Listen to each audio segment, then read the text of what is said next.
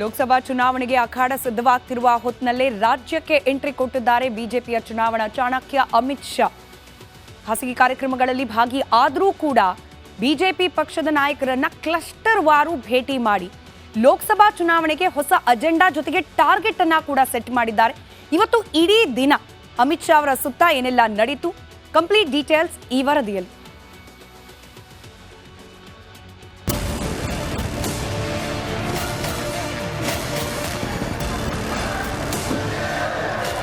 ಲೋಕಸಭೆ ಚುನಾವಣೆಗೆ ಅಖಾಡ ಈಗಿನಿಂದಲೇ ರಂಗೇರಿದೆ. ಕರುನಾಡಿನ ಜನರ ಮನಗೆಲ್ಲಲು ಬಿಜೆಪಿ ಭರ್ಜರಿ ಪ್ಲಾನ್ ಮಾಡ್ತಿದೆ. ಇಂದು ಅಮಿತ್ ಶಾ ನೇತೃತ್ವದಲ್ಲಿ ರಣಕಹಳೆ ಮೊಳಗಿಸಿದೆ.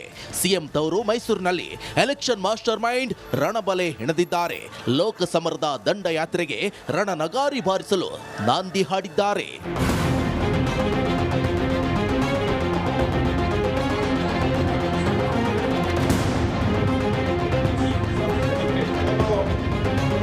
ಎರಡು 2023ರ ವಿಧಾನಸಭಾ ಚುನಾವಣೆ ಸೋತ ಬಳಿಕ ಮೊದಲ ಬಾರಿಗೆ ಅಮಿತ್ ಶಾ ರಾಜ್ಯಕ್ಕೆ ಆಗಮಿಸಿದ್ದಾರೆ.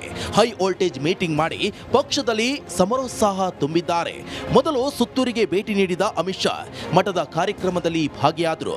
ಬಳಿಕ ಚಾಮುಂಡಿ ಬೆಟ್ಟದಲ್ಲಿ ನಾಡ ದೇವತೆಗೆ ವಿಶೇಷ ಪೂಜೆ ಸಲ್ಲಿಸಿದ್ರು.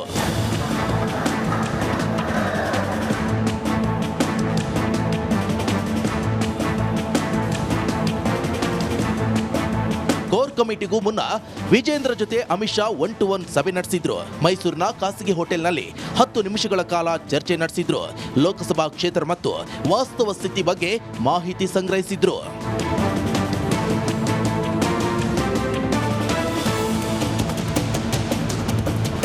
ನಂತರ ರಾಜ್ಯ ಬಿಜೆಪಿ ನಾಯಕರೊಂದಿಗೆ ಸರಣಿ ಸಭೆ ನಡೆಸಿದ್ರು. ಮೊದಲು ಬಿಜೆಪಿ ಕೋರ್ ಕಮಿಟಿ ಸಭೆ, ಬಳಿಕ ಕ್ಲಸ್ಟರ್ ಮಟ್ಟದ ಸಭೆ ಮಾಡಿದ್ರು. ಕ್ಷೇತ್ರ ಮತ್ತು ಕ್ಲಸ್ಟರ್ ವಾರು ಸಂಪೂರ್ಣ ಮಾಹಿತಿ ಸಂಗ್ರಹಿಸಿದ್ದಾರೆ.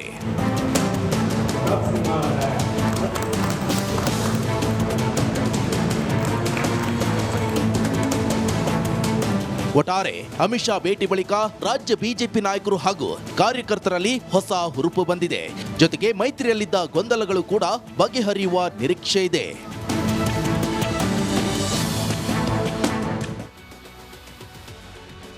ಇನ್ನು ಮುಂಬರಲಿರುವ ಲೋಕಸಭಾ ಚುನಾವಣೆಯನ್ನ ದೃಷ್ಟಿಯಲ್ಲಿಟ್ಟುಕೊಂಡು ರಾಜ್ಯ ಬಿಜೆಪಿ ನಾಯಕರಿಗೆ ಒಂದಷ್ಟು ನೀತಿ ಪಾಠಗಳನ್ನ ಬೋಧಿಸಿ ಹೋಗಿದ್ದಾರೆ ಅಮಿತ್ ಶಾ.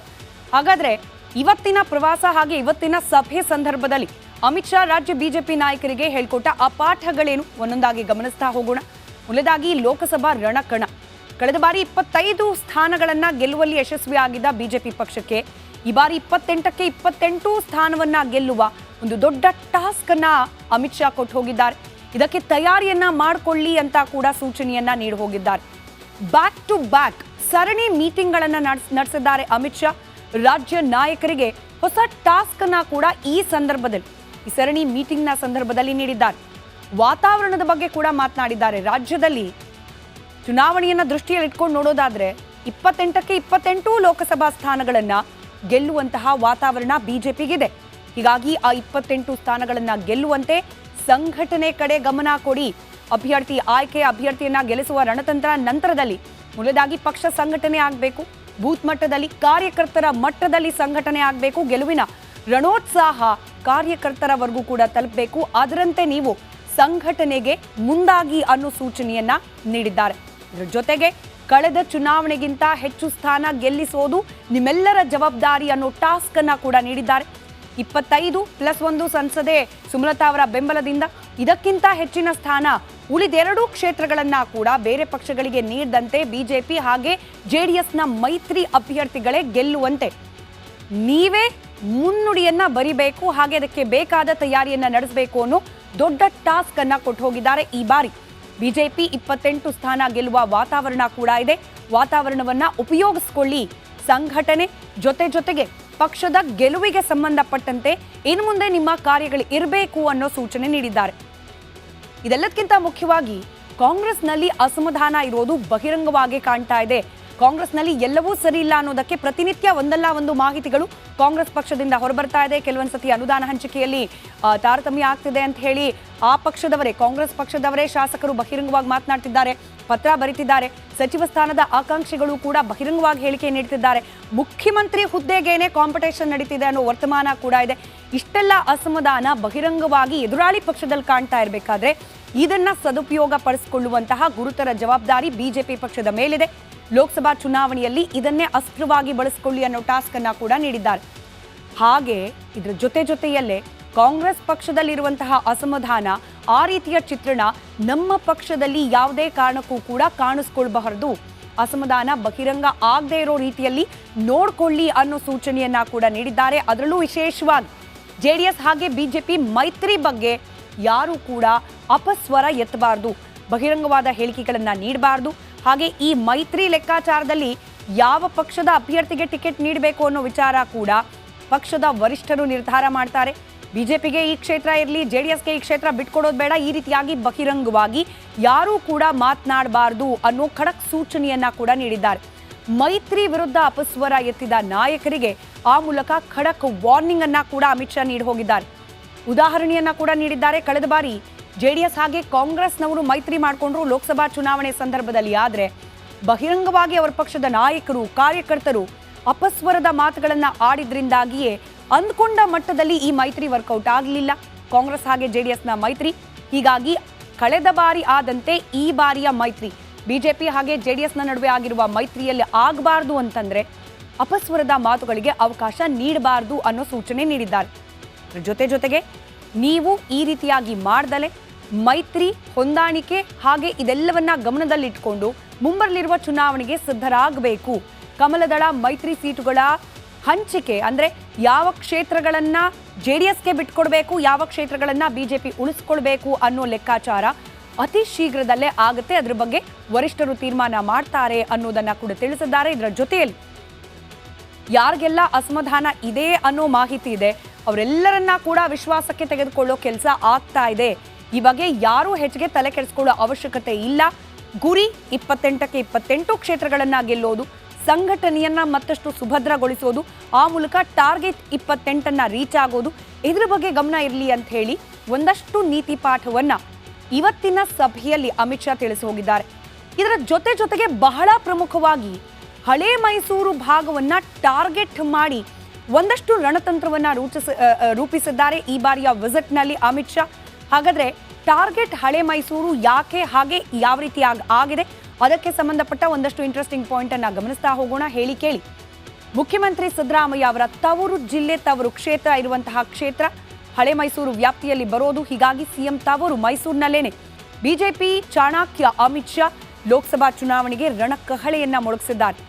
ಕಳೆದ ಬಾರಿ ವಿಧಾನಸಭಾ ಚುನಾವಣೆಯಲ್ಲೂ ಕೂಡ ಫೋಕಸ್ ಹಳೆ ಮೈಸೂರು ಇದ್ದದನ್ನ ಗಮನಿಸಿದ್ವಿ. ಅಮಿತ್ ಶಾ ಅವರು ಬಹಿರಂಗವಾಗಿ ಹೇಳಿದ್ರು, ಹಳೆ ಮೈಸೂರು ಭಾಗದಲ್ಲಿ ಬಿಜೆಪಿಯ ಸಂಘಟನೆ ಮತ್ತಷ್ಟು ವೃದ್ಧಿಯಾಗಬೇಕು, ಬಲಗೊಳ್ಳಬೇಕು ಅಂತ ಹೇಳಿ ಅದಕ್ಕೆ ಸಂಬಂಧಪಟ್ಟಂತೆ ಹಳೆ ಮೈಸೂರನ್ನೇ ಟಾರ್ಗೆಟ್ ಆಗಿಟ್ಕೊಂಡು ವಿಧಾನಸಭಾ ಚುನಾವಣೆಯಲ್ಲೂ ಕೂಡ ಒಂದಷ್ಟು ಕಾರ್ಯಚಟುವಟಿಕೆಗಳಾಗಿದ್ದನ್ನ ಗಮನಿಸಿದ್ವಿ. ಈ ಬಾರಿ ಕೂಡ ಲೋಕಸಭಾ ಚುನಾವಣೆಯಲ್ಲೂ ಕೂಡ ಹಳೆ ಮೈಸೂರು ಭಾಗವನ್ನ ಅತಿ ಹೆಚ್ಚಾಗಿ ಗಮನದಲ್ಲಿಟ್ಕೊಂಡು ರಣತಂತ್ರವನ್ನ ರೂಪಿಸ್ತಾ ಇದ್ದಾರೆ ಅಮಿತ್ ಶಾ. ಹಳೆ ಮೈಸೂರು ಭಾಗದ ಒಕ್ಕಲಿಗ ಮತಕ್ಕಾಗಿ ಪ್ಲಾನಿಂಗ್ ಅನ್ನ ರೂಪಿಸಿದ್ದಾರೆ. ಯಾವ ರೀತಿ ಸೆಳೆಯೋದು ಒಕ್ಕಲಿಗ ಮತಗಳನ್ನ, ಜೆಡಿಎಸ್ನ ವೋಟ್ ಬ್ಯಾಂಕ್ ಅಂತ ಹೇಳಿ ಪರಿಗಣಿಸಲಾಗ್ತಾ ಇತ್ತು. ಒಕ್ಕಲಿಗ ವೋಟ್ ಬ್ಯಾಂಕ್ ಅನ್ನ ಅದು ಈ ಬಾರಿ ಜೆಡಿಎಸ್ ಹಾಗೆ ಬಿಜೆಪಿ ಮೈತ್ರಿ ಆಗಿರೋದ್ರಿಂದ ಒಂದಷ್ಟು ಅಡ್ವಾಂಟೇಜ್ ಆಗಬಹುದು ಅನ್ನೋ ಲೆಕ್ಕಾಚಾರ ಇದೆ. ಆದ್ರೆ ಕಳೆದ ಬಾರಿ ವಿಧಾನಸಭಾ ಚುನಾವಣೆ ಸಂದರ್ಭದಲ್ಲಿ Vokkaliga vote DCM DK Shivakumar ಅವರು ಮುಖ್ಯಮಂತ್ರಿ ಆಗ್ಲಿಕ್ಕೆ ಅವಕಾಶ ಅನ್ನೋ ಮಾತಿನಿಂದಾಗಿ ಒಂದಷ್ಟು ಶಿಫ್ಟ್ ಆಗಿತ್ತು ಒಕ್ಕಲಿಗ ವೋಟ್ಗಳು ಕಾಂಗ್ರೆಸ್ ಪಕ್ಷಕ್ಕೆ. ಈ ಬಾರಿ ಆ ಶಿಫ್ಟ್ ಆಗಿರುವಂತಹ ಒಕ್ಕಲಿಗ ವೋಟ್ಗಳನ್ನ ಮತ್ತೆ ತೆಗೆದುಕೊಳ್ಳೋ ಪ್ರಯತ್ನವನ್ನ ಈ ಮೈತ್ರಿ ಕಾಂಬಿನೇಷನ್ ಮಾಡಬೇಕು ಅನ್ನೋದಕ್ಕೆ ಒಂದಷ್ಟು ಪ್ಲಾನಿಂಗ್ ಅನ್ನ ರೂಪಿಸಲಾಗ್ತಾ ಇದೆ.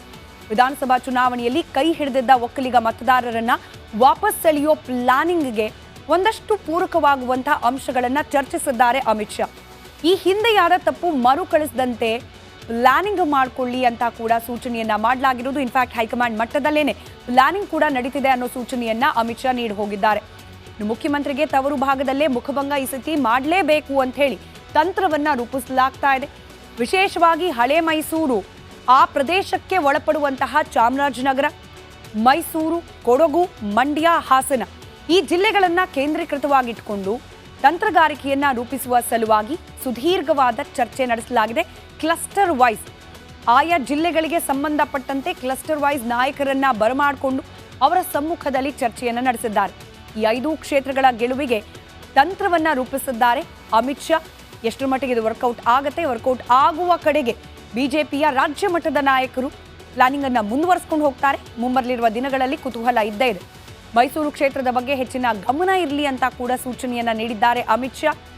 ಕೇವಲ ಗೆಲುವಲ್ಲ, ಈ ಕ್ಷೇತ್ರ ಲೀಡ್ ಕೂಡ ನಮಗೆ ಹೆಚ್ಚಾಗೋದು ಬಹಳ ಮುಖ್ಯವಾಗುತ್ತೆ. ಮಾರ್ಜಿನ್ನಲ್ಲಿ ಗೆಲ್ಲೋದಲ್ಲ, ಕೆಲ ಮತಗಳ ಮಾರ್ಜಿನ್ನಲ್ಲಿ ಗೆಲ್ಲೋದಲ್ಲ, ಬದಲಾಗಿ ಲೀಡ್ ಕೂಡ, ಗೆಲುವಿನ ಅಂತರವನ್ನ ಕೂಡ ಹೆಚ್ಚಿಸಿಕೊಳ್ಳುವುದು ನಮಗೆ ಬಹಳ ಮುಖ್ಯವಾಗುತ್ತೆ. ಯಾಕಂದ್ರೆ ದೊಡ್ಡ ಲೀಡ್ನಲ್ಲಿ ಗೆಲುವಾಗಿದ್ದೇ ಆದಲ್ಲಿ ಅದರಿಂದ ಹೊರಹೊಮ್ಮುವಂತಹ ಸಂದೇಶವೇ ಬೇರೆ. ಇದ್ರ ಬಗ್ಗೆ ಕೂಡ ಫೋಕಸ್ ಮಾಡಿ ಅನ್ನೋ ಸೂಚನೆಯನ್ನ ನೀಡಿದ್ದಾರೆ. 5 ಕ್ಷೇತ್ರಗಳನ್ನ ಯಾವ ಕಾರಣಕ್ಕೂ ಕೂಡ ಬಿಟ್ಕೊಡಬಾರ್ದು, ಈ ಕ್ಷೇತ್ರಗಳಲ್ಲಿ ಸೋಲಾಗಬಾರದು ಅಂತ ಹೇಳಿ ಖಡಕ್ ಸೂಚನೆಯನ್ನ ನಾಯಕರಿಗೆ ನೀಡಿದ್ದಾರೆ. ಬಿಜೆಪಿಯ ಚಾಣಕ್ಯ, ಚುನಾವಣಾ ಚಾಣಕ್ಯ ಅಂತ ಕರೆಸಿಕೊಳ್ಳುವ ಕೇಂದ್ರ ಗೃಹ ಸಚಿವ ಅಮಿತ್ ಶಾ ರಣತಂತ್ರತೆಯನ್ನು ರೂಪಿಸಿ ಹೋಗಿದ್ದಾರೆ. ಅದರ ಮುಂದಿನ ದಿನಗಳಲ್ಲಿ ಇದನ್ನ ಎನ್ಫೋರ್ಸ್ ಮಾಡೋದು, ಜಾರಿಗೆ ತರೋದು ರಾಜ್ಯ ಮಟ್ಟದ ನಾಯಕರ ಮುಂದಿರುವ ಸವಾಲು. ಯಾವ ರೀತಿಯಾಗಿ ಇದನ್ನ ನೆರವೇರಿಸ್ಕೊಂಡು ಹೋಗ್ತಾರೆ ಕಾದ್ ನೋಡಬೇಕು. ಮುಂದಿನ ಸುದ್ದಿ ಕಡೆಗಳಿಗೆ ಗಮನ ಕೊಡ್ತಾ ಹೋಗೋಣ. ಇವತ್ತು ಅಮಿತ್ ಶಾ ಅವರು ಮೈಸೂರು ಜಿಲ್ಲೆಗೆ ಭೇಟಿ ನೀಡಿದ ಸಂದರ್ಭದಲ್ಲೇನೆ ಮೈಸೂರು ಜಿಲ್ಲೆಯ ನಂಜನಗೂಡಿನ ಸುತ್ತೂರು ಜಾತ್ರಾ ಮಹೋತ್ಸವದಲ್ಲೂ ಕೂಡ ಭಾಗಿಯಾಗಿದ್ರು ಅಮಿತ್ ಶಾ.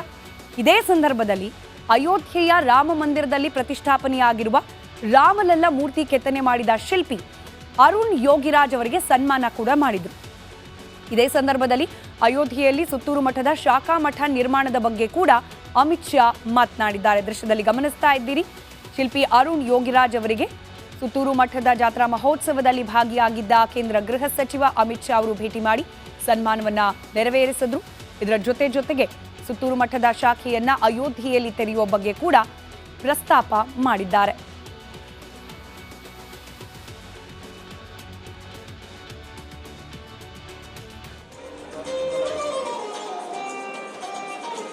हम सब ने अयोध्या में भगवान श्री राम की मूर्ति की प्राण प्रतिष्ठा देखी। अरुण योगीराज का यहाँ सम्मान भी किया। सुत्तूर मठ ने भी अयोध्या में अपना काम शुरू करने का, अपनी शाखा खोलने का निर्णय किया है। इसलिए मैं सुत्तूर स्वामी को बहुत बहुत बधाई दूंगा।